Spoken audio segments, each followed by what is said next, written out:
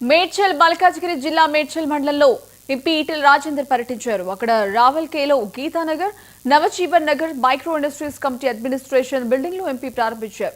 రాష్ట్ర కేంద్ర ప్రభుత్వాలు ఎంప్లాయీస్ జనరేషన్ కోసమే ఆరాటపడుతున్నారన్నారు. గతంలో కేంద్ర ప్రభుత్వం పరంగా ఎప్పుడూ కూడా సపోర్టివ్ స్కీములు ఉండేవని, అంతేకాకుండా రాష్ట్ర ప్రభుత్వం పెట్టిన స్కీమ్ కు కేంద్రం సపోర్ట్ గా ఉండేదన్నారు.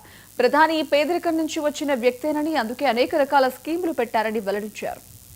ఎంతమంది పిల్లలు ఎక్కువ ఉంటే అంత ఆస్తిగా భావించిన సమాజం ఇవాళ భారంగా భావిస్తున్న పరిస్థితి మనం చూస్తూ ఉన్నాం. కాబట్టి భారంగా పరిగణించకుండా ఉండాలంటే తప్పకుండా ఇవాళ మొత్తం యువశక్తిని మనం ఎక్కడో కాడ ఇన్వాల్వ్ చేయాల్సి ఉంటుంది. ఆ ఇన్వాల్వ్మెంట్ కేవలం ప్రభుత్వాలు చేసే పరిస్థితి లేదు. కాబట్టి మీలాంటి వాళ్ళకు డిఫరెంట్ సపోర్ట్ చేస్తుంది. దాంట్లో భాగంగానే గొర్రెల విషయంలో, మేకల పెంపుదల విషయంలో ఎంతెంతో రీసెర్చ్ జరుగుతూ ఉంది.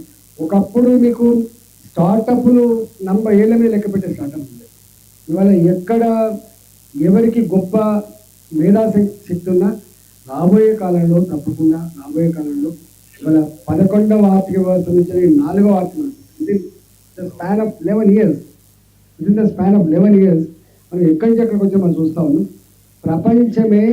ప్రపంచమే అబ్బురపడుతుంది, ఈర్ష్యపడుతున్న పరిస్థితి మనం చూస్తూ ఉన్నాం.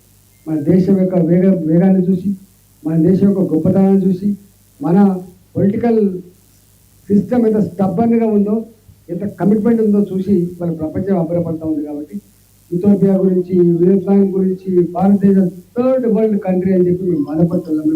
మేము ఊరికే స్లోగా చూస్తున్నాం. ఇవాళ భారత్ 3rd వరల్డ్ కంట్రీ కాదు,